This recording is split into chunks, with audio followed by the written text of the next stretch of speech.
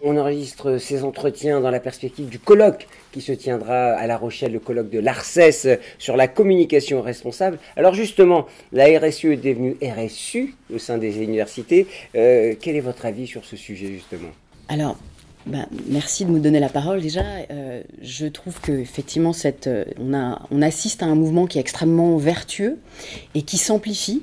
On a des établissements d'enseignement supérieur qui sont engagés déjà depuis longtemps, mais ce qui marque aujourd'hui, c'est qu'il n'y a pas seulement des démarches isolées, mais qu'il y a vraiment aussi une volonté d'y aller ensemble, une démarche collective dans le cadre de différentes structures, notamment pour les universités, France Université, la conférence des grandes écoles.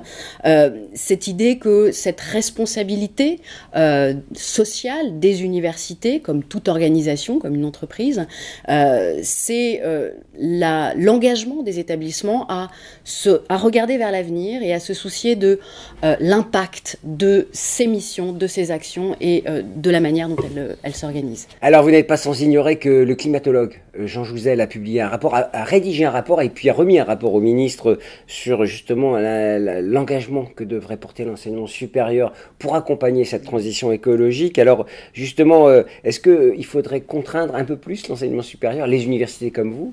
Alors, le rapport Jouzel, c'est un formidable guide précieux, à la fois par la manière dont il a été co-construit, j'allais dire, cette démarche, l'implication des établissements, des différents acteurs, des étudiants aussi. Et des étudiants et des étudiantes. Donc cette démarche déjà en soi est extrêmement vertueuse. Et puis ce rapport, je crois que, je parlais de l'organisation collective des établissements, l'ensemble des responsables de ces enjeux de transition, de développement durable, a le souhait que ce rapport ne reste pas dans un tiroir. Et l'idée est vraiment de s'en emparer. Et je dirais que Jean Jouzel, cette mission qui lui a été confiée par le gouvernement, le premier pas, alors qui est peut-être resté un petit peu moins visible, en tout cas dont on parle peut-être un petit peu moins que simplement le rapport, mais le premier pas quand même de Jean Jouzel, de ce travail, ça a été d'inscrire dans la loi de programmation de la recherche, dans le Code de l'éducation, que parmi les missions de l'enseignement supérieur figure la sensibilisation et la formation aux enjeux de transition écologique. Alors, s'agissant de la question de savoir est-ce que c'est une contrainte, alors la loi contraint les établissements, mais chaque établissement doit prendre un engagement politique, un engagement qui doit infuser dans l'ensemble de son organisation, de ses services, et puis vis-à-vis des enseignants, et notamment dans le contexte avec l'importance et le caractère constitutionnel d'ailleurs de la liberté académique, je parlerai plus d'incitation. Bien sûr. Donc c'est les étudiants vont être attachés aux valeurs portées par les universités notamment, et la communication aura un rôle pour exprimer tout cela. Oui, bien évidemment, les étudiants, c'est un peu aussi... C'est le cœur de la machine. C'est le cœur de la machine, c'est cette voix que l'on entend et qui grossit, qui fait aussi que de plus en plus de chefs d'établissement s'emparent du sujet. Cette parole qui a été notamment très constructive dans la manière dont elle a été portée à l'occasion de la COP2 étudiante à laquelle l'université CY Cergy Paris a participé. Cette idée que la parole étudiante doit être entendue davantage, et qui a débouché sur l'accord de Grenoble, dont un grand nombre d'établissements sont signataires. Et je pense qu'effectivement, les étudiants y sont extrêmement attachés. Et si je peux ajouter quelque chose sur cette parole étudiante, lorsqu'on parle de responsabilité sociétale, il y a vraiment cet engagement que l'on doit porter de renforcer la démocratie dans nos établissements et donner plus de poids à la parole étudiante. C'est à la fois permettre aussi d'avancer sur ces sujets avec des idées très innovantes, faire fructifier et disruptives. Et c'est aussi permettre à nos étudiants et nos étudiantes de s'engager aussi sur ces sujets. Alors, vous n'êtes pas sans ignorer également que vous vous exprimez dans le cadre du colloque qui aura lieu à La Rochelle de l'ARCES. Vous n'êtes pas sans ignorer que la présidente de l'ARCES n'est autre que la DIRCOM de CY Cergy Paris Université. Alors, justement, un mot sur la com. Alors, quel rôle elle doit avoir dans ce partage de bonnes pratiques, dans ce partage des savoirs sur la RSE et l'impact?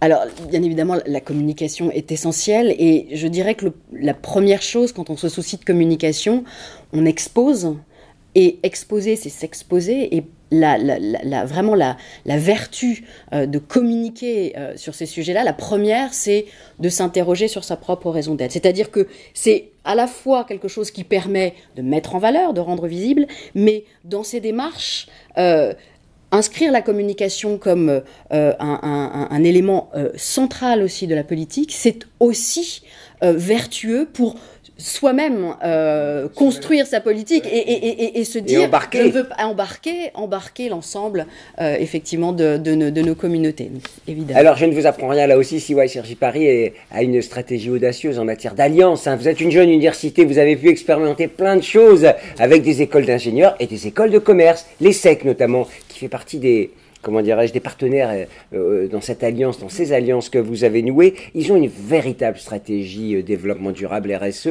Comment allier justement cette vision de ce partenaire et la vôtre? Alors, je dirais que d'abord, dans cette aventure, grandes écoles comme universités, il y a une universalité en fait des enjeux et du défi qui est celui de tous les établissements d'enseignement supérieur. Et bien évidemment, il n'y a pas la même culture au sein des établissements, pas les mêmes moyens, mais ça a été un peu ce pari qui est gagnant et qui est de plus en plus fort, ce partenariat très étroit avec l'ESSEC, effectivement l'ESSEC qui est de l'autre côté du parc de l'université à Cergy-Pontoise, donc par la fenêtre, voilà, deux établissements qui ont vraiment été créés pour le territoire et qui ont noué un partenariat depuis déjà longtemps. C'était M. Blanquer qui l'avait noué avec l'université. Exactement. Et sur ce sujet de transition, chaque établissement a bien évidemment sa propre stratégie, et vous en parlez effectivement, la stratégie Together de l'ESSEC, mais dans le cadre de la politique de site, dont je suis d'ailleurs en charge, l'idée est de mener une politique scientifique avec des valeurs communes, et donc il y a un alignement des stratégies. Et si je devais citer notamment deux actions très emblématiques, au-delà du fait que nous avons été lauréats de l'initiative d'excellence, il y a par exemple avec l'ESSEC et puis avec aussi d'autres établissements, nous avons participé à une levée de fonds pour une entreprise de l'économie sociale et solidaire, le Sulitest Impact, pour développer cet outil qui permet, qui est le sorte du TOEFL du développement durable, pour faire en sorte justement que sur le développement durable, les fameux ODD, il y ait un langage commun, universel, qui est porté aussi pas seulement à l'échelle française, mais à l'échelle européenne et internationale. Donc ce mouvement, on le porte aussi avec l'ESSEC. Et puis dernière pierre, j'allais dire, qui est à l'édifice, c'est la création d'un diplôme coporté par l'ESSEC et CY, qui s'appelle le Bachelor Act, apprendre à conduire les transitions. Cette idée que s'engager sur les enjeux de transition, ça s'apprend. Sur une idée originale de notre partenaire de l'ESSEC, nous avons donc monté, ça sera à la rentrée de septembre 2022, que ce diplôme en 3 ans, ce bachelor en 3 ans, accueillera des bacheliers engagés et qui veulent voilà, changer le monde. Avec vous, Magali, on est dans l'actualité. Septembre 2022, c'est pas encore ouvert, ça ouvre. Donc voilà, c'est l'actualité, une nouvelle filière au sein de CY, Cergy Paris Université. J'ai toujours du mal à mettre dans le bon sens. CY, Cergy Paris Université, je l'ai bien passé. Merci beaucoup, Magali. On y voit beaucoup plus clair. Et puis, on vous souhaite bon vent à Cergy et à très bientôt. Merci beaucoup.